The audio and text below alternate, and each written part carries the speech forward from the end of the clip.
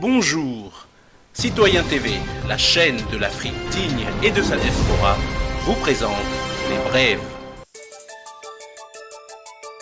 Au sommaire, Ovajab, Somalie, Syrie et pour finir, actualité en France. Commençons tout de suite avec Ovajab.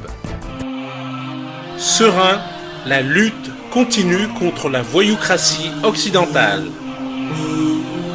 Si le combat de notre souveraineté passe par un procès pour que définitivement les commanditaires de ce qui nous arrive en Afrique soient exposés au monde, allons au procès avec sérénité. Courage, ne baissons pas les bras, on va aller jusqu'au bout. À partir de ce jour, plus de soutien politique aux partis impliqués dans la déstabilisation en Afrique. On les connaît tous, ils ont diabolisé le président Laurent Gbagbo et continuent de diaboliser ceux qui disent la vérité ici et en Afrique.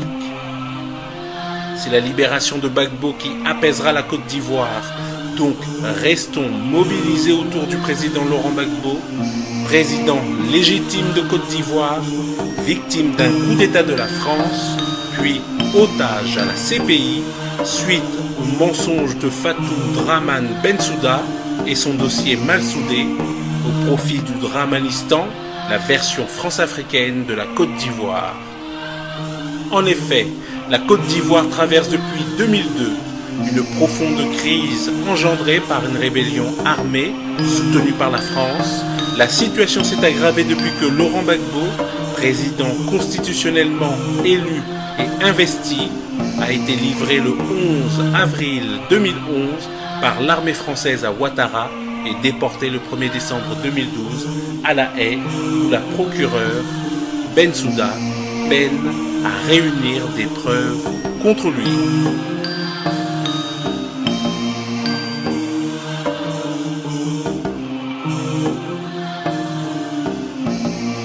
Tout de suite, actualité en Somalie.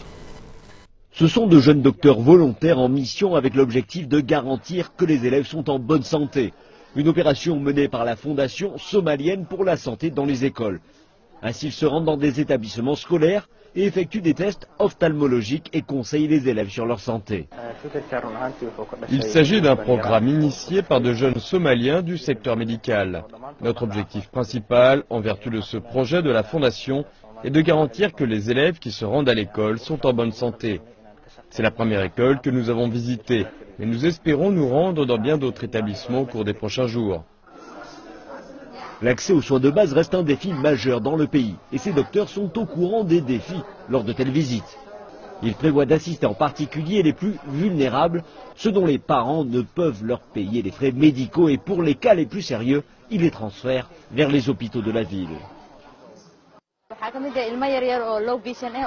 Nous avons examiné un grand nombre d'enfants ayant des problèmes de vision faible et certains cas doivent être traités immédiatement car cela rend les étudiants paresseux et certains laissent tomber l'école où ils peuvent devenir partiellement ou totalement aveugles. Et par conséquent, le mieux est de les traiter au plus tôt. La direction de l'école est satisfaite de cette initiative. Ainsi, ils prennent conscience des défis de certains étudiants et prévoient de gérer les cas individuels. Nous remercions sincèrement les jeunes docteurs. Ils nous ont permis de comprendre quel était le problème de beaucoup d'étudiants. En tant que responsables de la direction de l'école, nous avertirons les parents des défis auxquels leurs enfants sont confrontés, en leur apportant une attention spéciale en classe et une chance de passer des examens professionnels à l'hôpital. Ces enfants semblent heureux. Leur principal espoir est d'obtenir un traitement médical comme beaucoup d'enfants de leur âge, ailleurs dans le monde. Ils n'ont peut-être pas les moyens de couvrir tout le pays, voire de relever tous les défis sanitaires de ces écoliers. Mais les organisateurs de cette initiative ressentent qu'il s'agit là d'un bon départ pour garantir que les enfants somaliens sont en bonne santé pour aller à l'école. Tout de suite, actualité en Syrie par Thierry Messant. Bonjour. Que se passe-t-il réellement sur le terrain au plan militaire en Syrie? À vrai dire, personne ne le sait exactement puisque les communications et les commandes de l'OTAN ont été inhibées par le système d'armement russe dans la partie méditerranéenne de la Syrie et que pour ce qui est des opérations qui se déroulent à l'est de la Syrie, on n'a aucune réaction de la part des groupes djihadistes ou des groupes prétendument rebelles modérés. Donc, ce qu'il semble, c'est que la Russie continue ses bombardements de manière très intense dans la partie méditerranéenne, tandis que dans la partie est, la coalition internationale pro-US a certainement bombardé ici et là quelques cibles, mais n'a absolument pas atteint quoi que ce soit d'important pour les groupes djihadistes, puisque ceux-ci n'ont pas protesté. On sait par ailleurs que dans un cas particulier, l'armée des États-Unis s'est trompée et a attaqué une position de l'armée arabe syrienne. Mais ce qui se passe est en réalité actuellement la préparation d'une nouvelle phase de la guerre. J'avais expliqué ici que la France, Israël et le Royaume-Uni, en accord avec la Turquie et avec le gouvernement régional kurde d'Irak, espèrent créer un nouvel État joint à la partie kurde de l'Irak pour créer une sorte de grand Kurdistan, mais avec la particularité que dans la partie syrienne, il n'y aurait pas eu de Kurdes dans ce Kurdistan. Il aurait fallu, après, expulser les Kurdes de Turquie pour les amener à cet endroit-là. Alors nous voyons que les préparatifs de cette guerre se poursuivent tout au moins du côté turc, puisque la Turquie a déplacé des troupes en Irak, dans la partie kurde d'Irak, et lorsque le gouvernement de Bagdad leur a donné un ultimatum pour se retirer, ils ont répondu avec beaucoup d'arrogance qu'ils ne faisaient de mal à personne et qu'ils avaient des raisons d'être là, ils y restaient. Du côté français, on avait envoyé un porte-avions au large de la Syrie en Méditerranée, et puis la semaine dernière, il y a eu un changement brutal. Le président Hollande s'est rendu sur le porte-avions Charles de Gaulle et il a donné un nouvel ordre de mission. Du coup, ce porte-avions était dérouté. Il doit traverser le canal de Suez et puis on ne sait pas très bien où il va aller après pour continuer cette guerre. Mais manifestement, la position française a changé d'une semaine sur l'autre. Les ordres sont complètement différents. Qu'est-ce qui va se passer ? Personnellement, je pense que la guerre à laquelle nous assistons n'est pas une guerre conventionnelle avec deux armées face à face. Et il est normal qu'actuellement, on ne voit pas sur le terrain de changements significatifs. Mais dès que la campagne de bombardement russe va être terminée, et c'est prévu début janvier, dès que cette campagne va être terminée, alors on passera à une grande offensive pour récupérer le terrain. Et aujourd'hui, beaucoup d'éléments montrent que cette offensive se prépare. Et certainement, on verra alors, dans les semaines qui suivent, des changements considérables dans la structure même du combat ici. Est-ce que la Russie laissera les Occidentaux s'emparer du nord de la Syrie ? Là aussi, je ne le pense pas. Et plusieurs éléments montrent que les Russes envisagent de construire une deuxième base militaire à l'est du pays. Dans ce cas, il n'y aurait aucune issue pour la tentative de la France, d'Israël et du Royaume-Uni, aidés de la Turquie et du gouvernement kurde d'Irak, de créer un nouvel État au nord de la Syrie. Mais au contraire, l'ensemble du pays devrait être rapidement libéré. Et pour finir, actualité en France par TV Monsieur, Liberté. Bonsoir. Le Front National ne décroche aucune région malgré les bons résultats du premier tour. La mobilisation des abstentionnistes, le Front républicain et l'isolement du parti de Marine Le Pen, l'empêchant de nouer des alliances, permettent la victoire soit des listes d'Union de la gauche, soit des listes de droite centriste. Analyse Pierre Vergerot.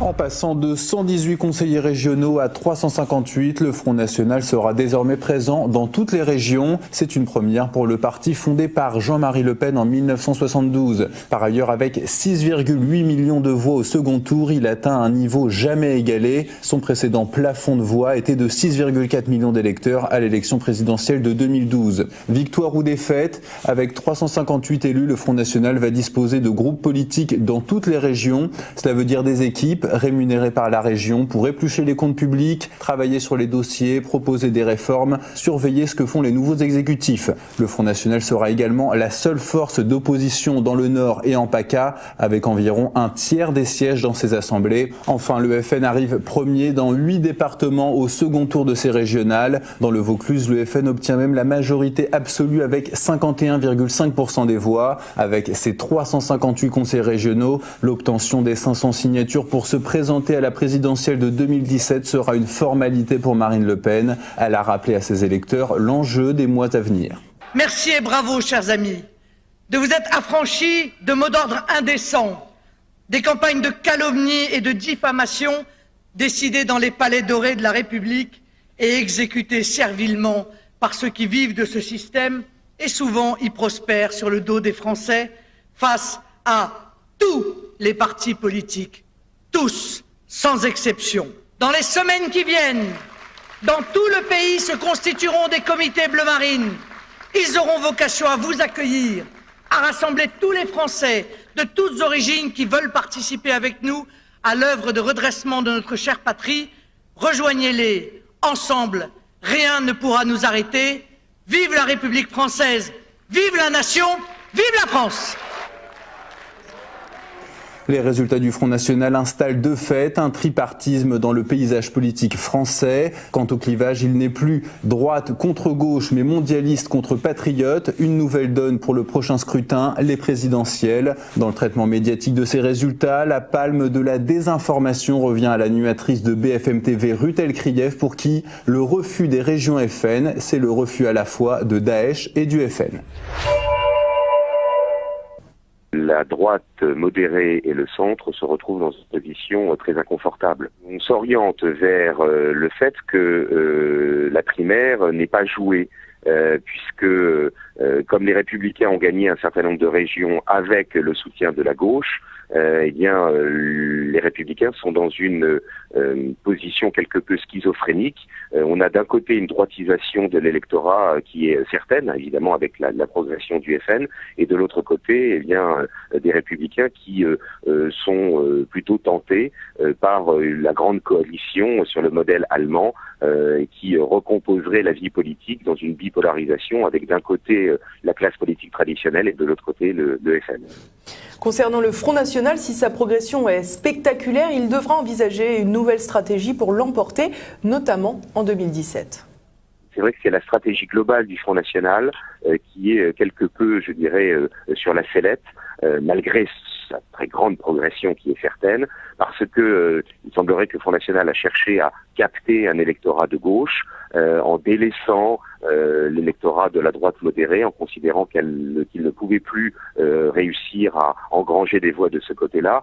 Or, on le sait bien, on le voit, je dirais, avec les résultats de ces régionales, l'espace politique majoritaire en France, c'est celui qui fait le pont entre les Républicains et le Front National. Et donc, par conséquent, c'est vrai que le discours du FN sera sans doute à adapter pour essayer, pas simplement d'être au second tour de la présidentielle, ce qui semble a priori acquis, mais en revanche vient de gagner le second tour, ce qui n'est pas impossible, mais ce qui pour l'instant est encore hypothétique.